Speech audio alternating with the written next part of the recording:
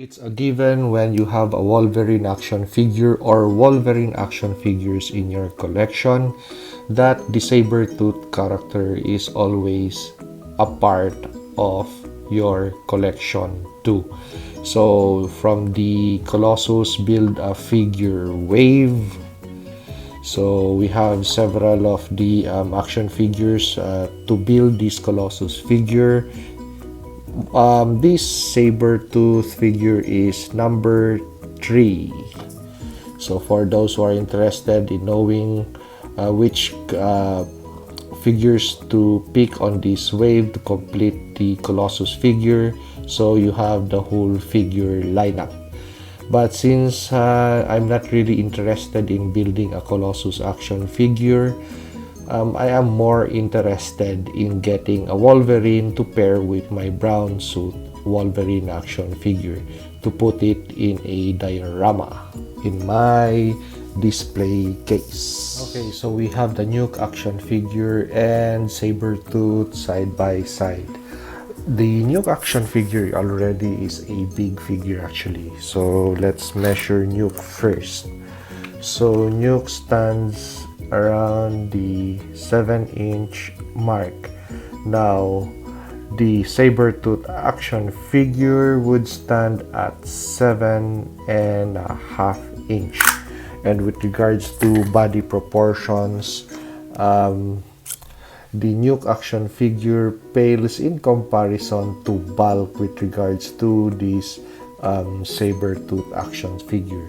So if you want a Sabretooth action figure that's really nice, big, bulky, to really pair with a little puny guy like the Wolverine, then I guess this is the perfect match. So I still haven't put the Wolverine action figure that I was mentioning into this review, but I am really enjoying what I am seeing right now. So this figure is really fantastic.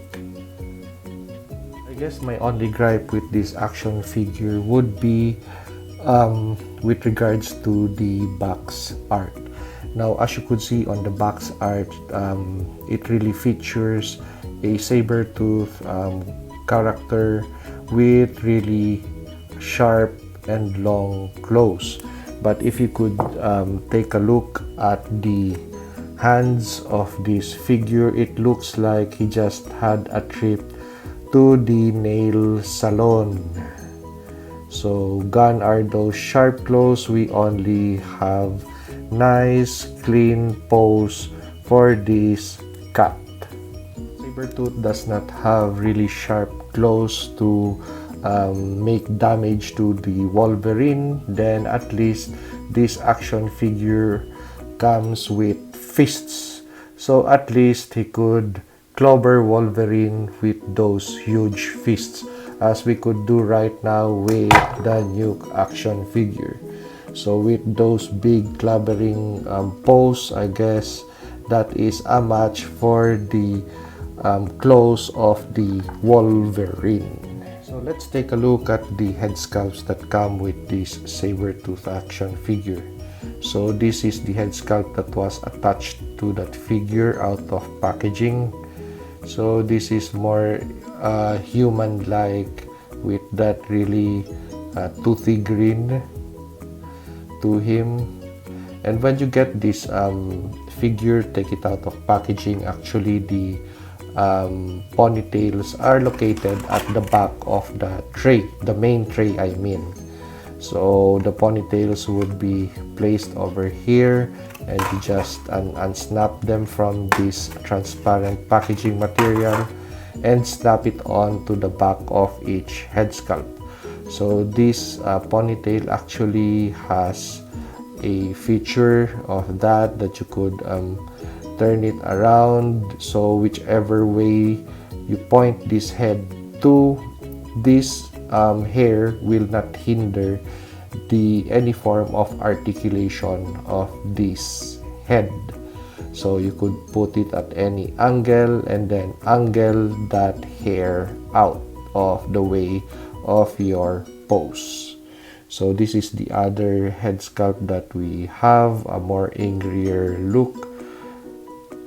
but the only thing that this head sculpt lacks would be eyeballs. So I guess because of rage with regards to the Wolverine, then he lost the black of his eyes. So I guess because of his temper, he has a very elevated blood pressure reading. So same thing, just attach the ponytail to the back, and with regards to the pose that you want to make, you could just swing this around to not hinder your pose, especially articulation. So I really spent some time with regards to looking at the head sculpts that I'm going to finally use with this action figure.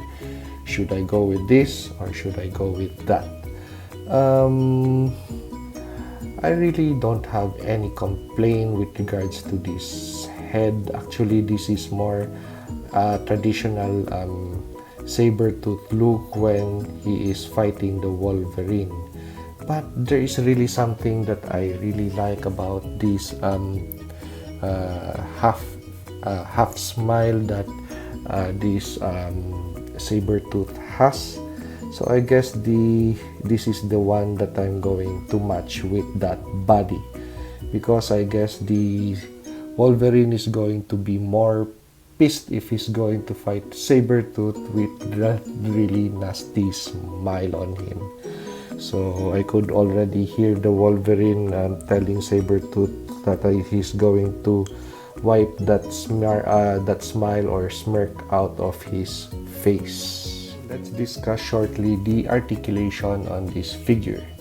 Well, it's sports standard Marvel Legends articulation, but for a very big guy like this, the articulation point that he would miss would be a 2-point articulation system with regards to the elbow part. But the rest of the body sports standard Marvel Legends articulation points. As for details, actually it is a really very simple figure. Now the only bling that this Sabretooth has would be this and that forearm protector, but other than that, it is really simple looking. As you could see, we only have a very simple looking belt with texture on it. We don't even have a belt buckle for it, so simple or plain, not even a shiny pair of gloves. But of course, the forearm guards, because it's silver and it's supposed to project something metallic, it's going to be shiny, so expected on that part. But with regards to the boot, the boot is also just nice and plain, and that's it. So really no pouches, no rucksacks, no weapons to hold onto, just plain fists, which are the second hand system that is included in box, and this pair of hands that are supposed to be expression or weapon holding hands. But I guess since this figure does not come with any form of weapons or accessories, this would be expression hands. So is this a good figure of a Sabretooth to buy as compared to the other iterations we had in the past? I would say that this is a good figure to have, and not just buy, but to have and take into your care for a very long time in your collection, because the mere simplicity of it and just the simple black wash on the body to accentuate those muscle tones actually is really nicely done. So good job Hasbro on this very fine looking Sabretooth action figure. So let's match it with the Wolverine. This is actually the Wolverine that I want to pair with this Sabretooth action figure. So finally, well, of course, for my personal touch or liking, it is a perfect match. So let's measure once again. The Sabretooth action figure stands at 7.5, just a 1/4 inch below 8 inches. And this Wolverine action figure from the House of X is a 5.5 inch figure, just below 6 inches.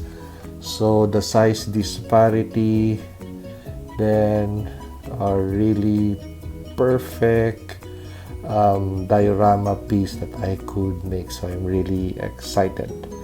So if you like this video, like, comment, and subscribe, and let's get on with the photos and the video shots.